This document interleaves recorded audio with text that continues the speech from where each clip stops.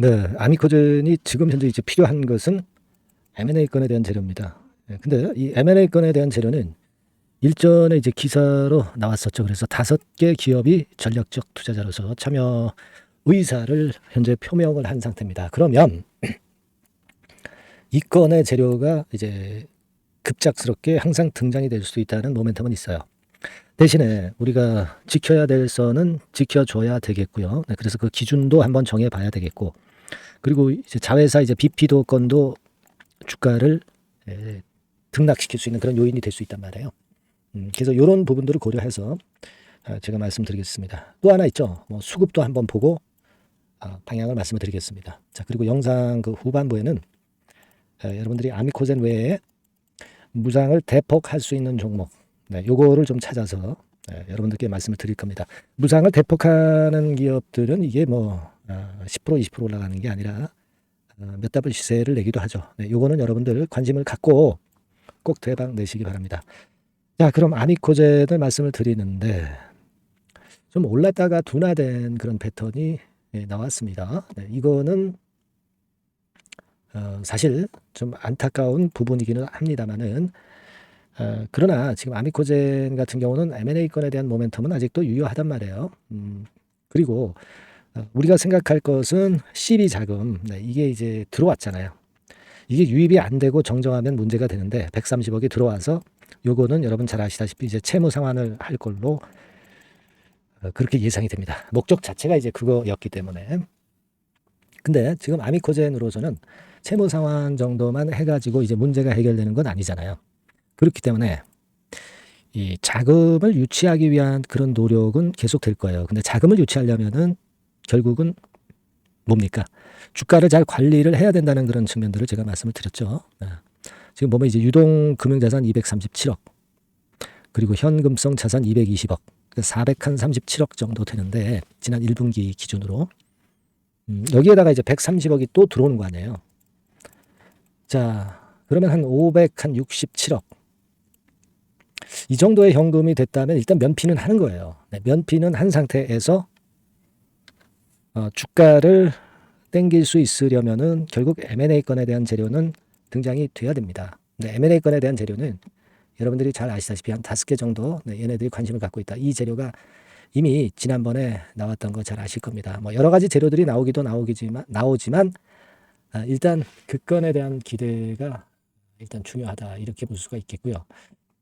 여기 그 최근에 나온 7월 22일 자료를 보면은 서울 PE가 출사표를 제출을 한 것으로 확인됐다 이렇게 나왔죠. 서울 프라이빗 에쿼티. 자, 이런 그 사모펀드라든가 이런 쪽들이 자꾸 참여하는 거 좋아요. 네, 참여하는 거 좋습니다. 근데 SI는 아니고요. SI는 이제 경영권까지 이제 간섭하는 거죠. 지금은 1단계적으로는 FI, 재무적으로만 투자를 하는 거예요. 네, 그럴 가능성이 높아지고 있다. 이런 재료가 지난번에 7월 22일 날 나왔었고요. 그때 이제 주가 자체가 잠잠했었습니다만은 23일 날 올랐어요. 그죠? 네. 요건이 좀 작용을 많이 하지 않았나 싶습니다. 22일 날 장 마감하고 나왔기 때문에 아미코젠이 23일 날 시세를 좀 들어 올렸던 것으로 이렇게 보여집니다. 근데 요 틈을 타서 또 단타 매매를 하는 신한 창구 같은 경우 여기 보시다시피 네, 얘네들은 3만 천주를 매도를 했죠. 그러니까 되게 신한이 이 한국증권하고 같이 움직입니다. 그래서 얘네들이 물량을 좀 내놓지 않았느냐 이런 생각을 해볼 수 있어요. 지금 현재 외인 동향 보면 12만 주 외인 매도가 지금 잡혀 있죠. 요거는 그런 부분을 나타낸 겁니다. 그러니까 외인들이 좀 사는 척하다가 빨간 선입니다.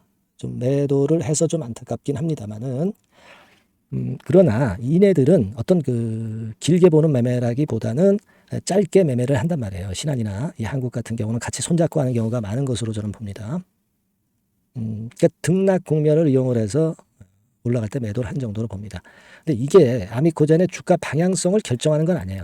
저는 그렇게 봅니다. 왜냐하면 이네들은 이 두 증권사는 되게 다른 종목도 봐서 아시겠지만은 주로 그 단타 매매 위주로 매매를 한단 말이에요.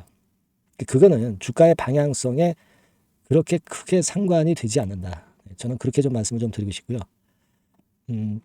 그 부분을 감안을 하실 필요가 있다. 이 생각 말씀을 좀 드리고요.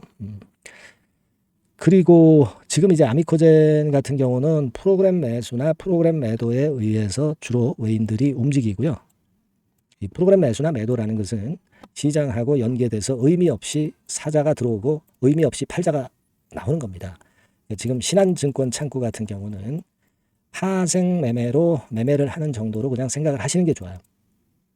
주가에 크게 부담을 안 준다고 일단 저는 생각을 하고 싶고요. 아미코젠은 여하튼 4,700원대 라인은 꼭 유지를 해서 그 지지대 라인은 꼭 지켜줘야 될 거로 생각이 듭니다. 그래야 우리가 지켜주는 상황에서 재료가 터져나오기를 기대할 수 있는 거거든요. 그죠? 그래서 올랐다가 둔화된 거. 그러니까 서울 PE건으로 올랐다가 둔화된 거. 네, 요 점은 좀 아쉽지만은 기본적으로는 5개 기업이 관심, 5개 측에서 이제 관심을 표명하고 있다는 거. 이 재료는 기대해 볼 수는 있어요. 4,700원 선이 일단 종가 기준으로 유지될 때까지는 그렇게 봐야 되죠. 네, 그렇게 일단 생각이 들고요. 지금 아미코젠은 가장 중요한 게 이제 M&A 건에 대한 재료가 언제 나오고 그 재료가 숨겨져 있는 재료가 어디에 있느냐, 그걸 발굴하는 것이 굉장히 중요해 보입니다. 그래서 요 히든 스토리는 제가 찾아보고 여러분들한테 전달을 좀 드릴 거예요. 남보다 좀 더 빨리 정보를 찾아서 움직여야 될 때는 움직여야 될 것 같습니다. 이 부분은요, 여러분들이 제가 연락을 할 수 있어야 되니까 일단 먼저 그 문자를 주세요. 아미코젠이라고 문자를 주신 분에 한해서는 제가 최선을 다해서 업데이트해서 말씀을 드릴 겁니다.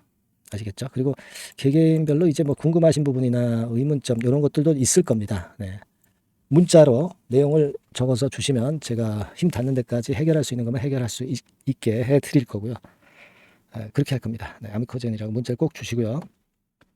내용도 문자를 주시면 제가 최선을 다해보겠습니다. 아시겠죠? 네.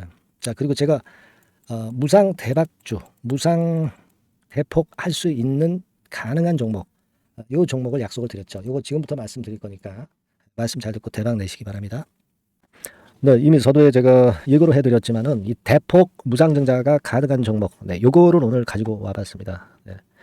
여러분, 이 최근에 시장이 상당히 녹록지 않아요. 그래서 종목을 선택해가지고 크게 폭등을 할 그럴 확률이 많이 떨어져 있는 상태입니다.